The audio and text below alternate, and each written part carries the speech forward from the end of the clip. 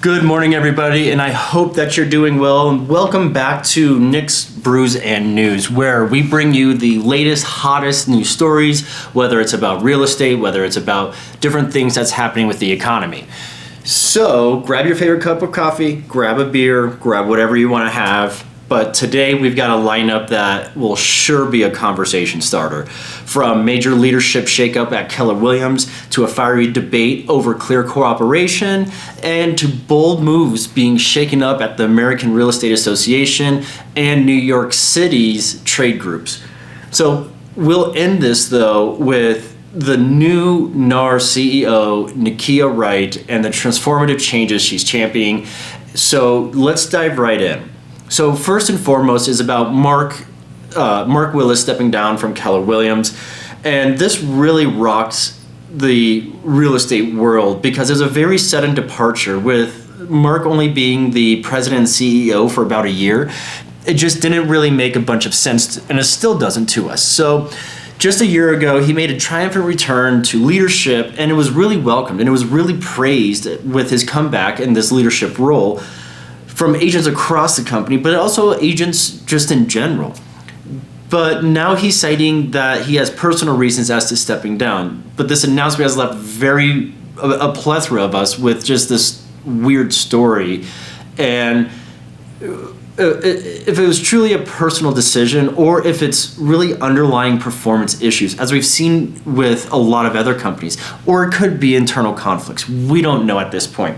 But let's not forget that in a short 10-year time, Willis spearheaded several growth strategies aimed to stabilizing Keller Williams and competing against the rising people like the EXPs and Coldwell Banker as a whole.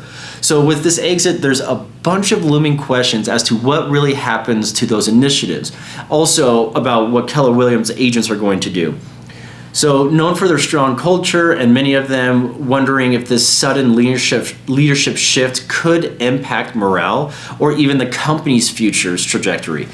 Well, competitors will take advantage of the uncertainty to woe agents, but it's a fascinating moment in the industry to say the least, and no one will be keeping a closer eye than the agents and myself. So going on to the next one, which this one's going to be a bit, I would say, a little bit more dodgy. So I'm not sure if many of you saw, but we're going to be talking about the Umansky, Dwiggins, and the clear cooperation and kind of what that was looking like, because it was kind of a heated debate at Inman. So switching gears to this drama that's been brewing over clear cooperation and the policy thereof, if you're not familiar with it, this rule basically requires agents to submit listings to the MLS within one business day of marketing them publicly, which I think is absurd.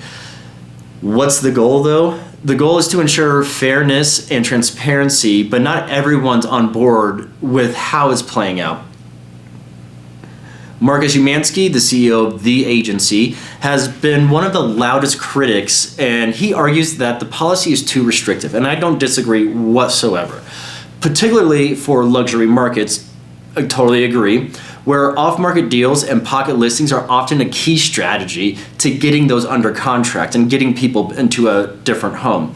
He's gone even further as to saying it stifles opportunities for high-end buyers and sellers. On the other hand, Jeff Dwiggins, president of CRMLS, is holding firm. He emphasized that the importance of transparency, pointing out that the pocket listings can hurt the accuracy of market data and disadvantage agents who rely on MLS access to compete. The clash between these two titans has spilled onto social media over the last week or however long it's been, and into interviews with some pretty pointed comments flying back and forth. But beyond the personalities, this debate highlights a bigger question. Should the real estate industry adapt its rules to accommodate the unique needs of luxury markets, or is transparency too important to compromise? It's a debate that's unlikely to cool down anytime soon. I can say that I like having that week before to market and advertise so that I can get those people and those agents who have those clients in or have them at least notify their clients so then we all are on this playing field. I think that what Jeff Dwiggins is doing is actually hurting us more than it's actually helping us, to be very fair and very straightforward with it. And I think that giving us, that extra week allows our clients, but then also allows the community to understand, hey, listen, there's a really great, beautiful place in the market. And, right now, all we can do is sit and wait. But hey, I'm not free to see it next week, but I can see it, maybe a couple days before. Is that possible? And you know what? Sometimes I've seen agents I've seen them put a coming soon and plan it for, Friday, but then hit the market on Wednesday just so that they can get some of those clients in there. But at the same time, I've also seen agents where they say, listen, we're holding off on all contracts until Sunday night, till Monday night. And that way it gives people that opportunity who may not be able to get in and possibly give a very fair or even a higher profit for those sellers, which I think is a great thing. That's what part of this world is that we live in America, is that enterprise of being able to grow and to be able to help the masses in terms of what they're trying to do. But we also need to get paid for it too. So there's all those aspects that line up very well when you're able to market a home before, and when you're able to separate, okay, this is why we're doing this versus this is what you have to do. So it's the need versus want aspect when it comes down to this, I think. But for me and for my clients, I think allowing us to have a little bit extra, like about a week, in order for that clear cooperation, I think that's much more advantageous just all around. But that's me. I'm curious of what you guys think of clear cooperation. So the next thing is area, maybe, how they absorb the New York City trade group.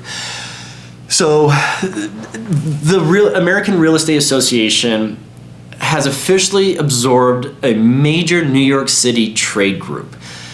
The stated reason, well, to streamline operations, provide unified resources for members, and to provide unified resources for members.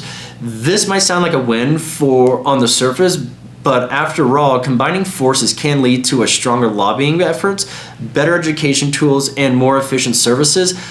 But in a market as unique and competitive as New York or New York City, there are massive concerns with this. Some brokers worry that area may not fully understand the complexities of the New York City market, and their voices could be diluted in larger, more centralized organizations. So on the flip side of everything, there are plenty of agents who see this as a step forward, giving them more access to national level resources, and this could enhance their businesses.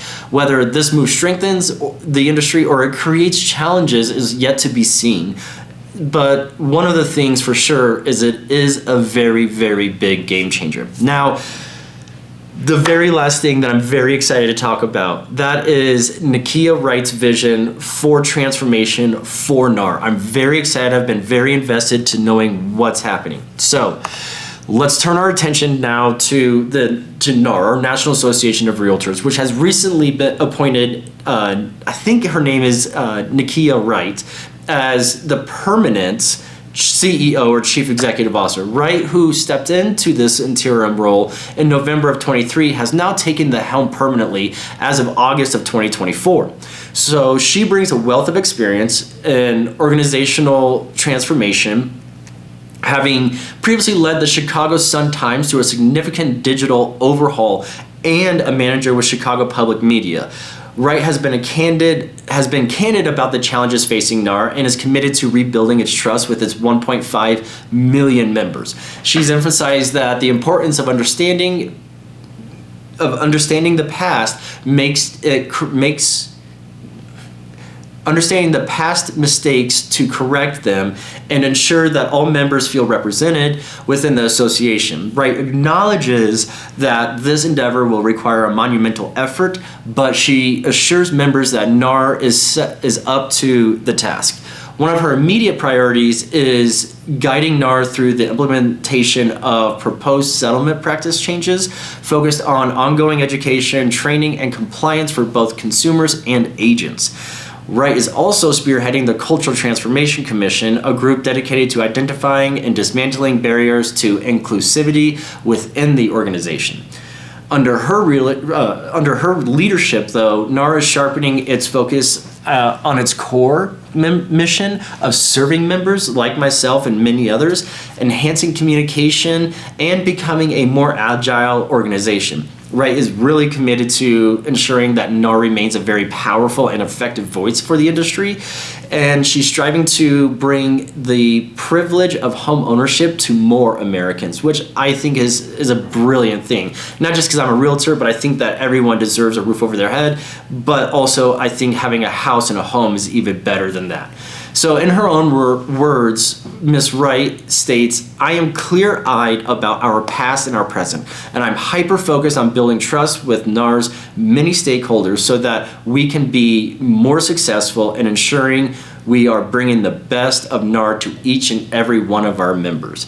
Her leadership marks a pivotal moment for NAR, and the changes she's implementing